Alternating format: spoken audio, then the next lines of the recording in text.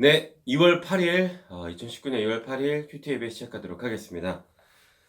종말의 시험을 이기는 견고한 믿음과 인내 제목입니다. 마가복음 13장 1절에서 13절 말씀. 예수께서 성전에서 나가실 때 제자 중 하나가 이르되 선생님이여 보소서 이 돌들이 어떠하며 이 건물들이 어떠하나이까. 예수께서 이르시되 내가 이 큰 건물들을 보느냐 돌 하나도 돌 위에 남지 않고 다 무너뜨려지리라 하시니라. 예수께서 감람산에서 성전을 마주 대하여 앉으셨을 때에 베드로와 야고보와 요한과 안드레가 조용히 묻되 우리에게 이르소서 어느 때에 이런 일이 있겠사오며 이 모든 일이 이루어지려 할 때에 무슨 징조가 있사오리까. 예수께서 이르시되 너희가 사람의 미혹을 받지 않도록 주의하라. 많은 사람이 내 이름으로 와서 이르되 내가 그라하여 많은 사람을 미혹하리라. 난리와 난리의 소문을 들을 때 두려워하지 말라. 이런 일이 있어야 하되 아직 끝은 아니니라. 민족이 민족을 나라가 나라를 대적하여 일어나겠고 곳곳에 지진이 있으며 기근이 있으리라. 이는 재난의 시작이니라. 너희는 스스로 조심하라. 사람들이 너희를 공회에 넘겨주겠고 너희를 회당에서 매질하겠으며 나로 말미암아 너희가 권력자들과 임금들 앞에 서리니 이는 그들에게 증거가 되려 함이라. 또 복음이 먼저 만국에 전파되어야 할 것이니라. 사람들이 너희를 끌어다가 넘겨줄 때 무슨 말을 할까 미리 염려하지 말고 무엇이든지 그때에 너희에게 주시는 그 말을 하라. 말하는 이는 너희가 아니요 성령이시니라. 형제가 형제를 아버지가 자식을 죽는 데에 내주며 자식들이 부모를 대적하여 죽게 하리라. 또 너희가 내 이름으로 말미암아 모든 사람에게 미움을 받을 것이나 끝까지 견디는 자는 구원을 받으리라. 아멘. 오늘의 말씀 요약 읽도록 하겠습니다. 예수님은 성전 건물들이 다 무너질 것이라 하십니다. 그때 사람의 미혹을 받지 않도록 주의해야 합니다. 전쟁과 지진과 기근이 있을 텐데 이는 재난의 시작입니다. 먼저 복음이 만국에 전파되어야 합니다. 제자들은 예수님으로 인해 핍박과 미움을 받겠지만 끝까지 견디면 구원을 받습니다. 네. 본문 해설 읽도록 하겠습니다. 성전 멸망과 미혹되게 하는 자들. 예루살렘 멸망은 세상 종말을 미리 보여줍니다. 제자들이 보기에 예루살렘 성전은 크고 아름다웠습니다. 그러나 예수님은 강도의 소굴로 타락한 성전의 철저한 파괴를 예언하십니다. 실제로 성전은 주후 70년 로마 군대에 의해 파괴됩니다. 제자들이 질문한 이 모든 일이란 성전 멸망을 포함해 세상 종말에 있을 일들입니다. 무엇보다 예수님은 미혹을 받지 않도록 주의하라 라고 말씀하십니다. 미혹하다는 진리로 위장해 거짓과 파멸의 길로 유인하는 악한 자들의 모습을 나타냅니다. 그때에는 자신이 그리스도라고 주장하는 거짓 그리스도들이 많이 나타날 것입니다. 성도는 영적 분별력을 가지고 참과 거짓을 구분해야 합니다. 그 기준은 오직 성경 말씀입니다. 아멘. 예수님이 예루살렘 성전의 철저한 파괴를 예언하신 이유는 무엇일까요?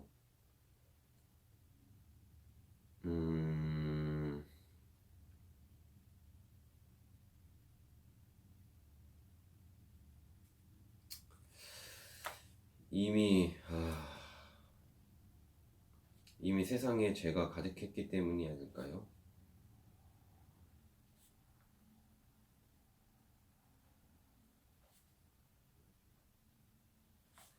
종말 신앙으로 산다는 것은 어떠한 삶을 의미할까요?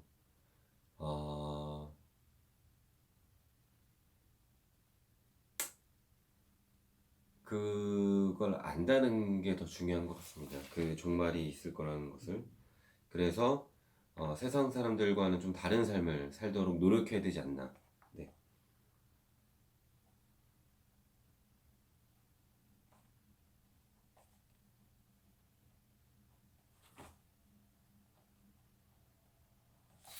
종말에 나타날 징조들. 전쟁과 지진과 기근은 종말의 징조들입니다. 이는 인간의 역사에 늘 있어 왔지만 종말에 이르러는 더욱 심해질 것입니다. 또 다른 징조는 그리스도인에 대한 박해입니다. 넘기다, 헬, 파라디도미는 체포와 신문, 고문 등을 내포한 단어로 세례 요한과 예수님의 고난에도 사용되었습니다. 거짓 선지자들은 예수님 이름을 팔지만 제자들은 예수님 이름을 위해 박해당할 것입니다. 위정자들은 신문하지만 제자들은 성령께서 주시는 말을 전하며 복음 전파 기회로 삼을 것입니다. 종말이 오기 전에 먼저 이루어질 일은 복음이 만국에 전파되는 것입니다. 성도는 이 일을 위해 부름을 받았습니다. 박해 속에서도 끝까지 믿음으로 인내하는 사람은 구원받습니다. 아멘. 예수님의 제자는 박해받고 신분받는 과정을 어떤 기회로 삼아야 할까요?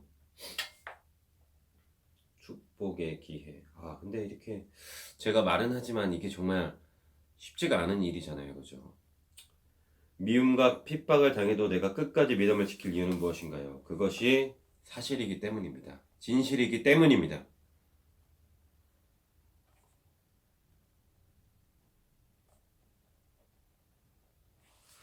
자, 오늘의 기도 드리도록 하겠습니다. 하나님, 이단의 속임에 미혹되지 않도록 진리로 철저히 무장하게 하소서. 핍박 속에서도 주님만 바라보고 끝까지 견디며 믿음의 경주를 아름답게 마칠 수 있도록 도와주소서. 모든 민족에게 복음이 전파되는 일을 위해 가는 선교사나 보내는 선교사가 되게 하소서. 아멘. 네, 묵상 에세이를 읽고 마치도록 하겠습니다. 마지막 때를 준비하라. 얼음냉수 문희고님의 글입니다. 예전에 터키에서 지진이 났던 적이 있다. 바로 그날 나는 콘퍼런스 참석을 위해 가고 있었다. 공항에 도착하니 조금 전에 큰 지진이 났다고 했고 지진으로 내려앉은 15층 아파트의 잔해를 직접 보았다.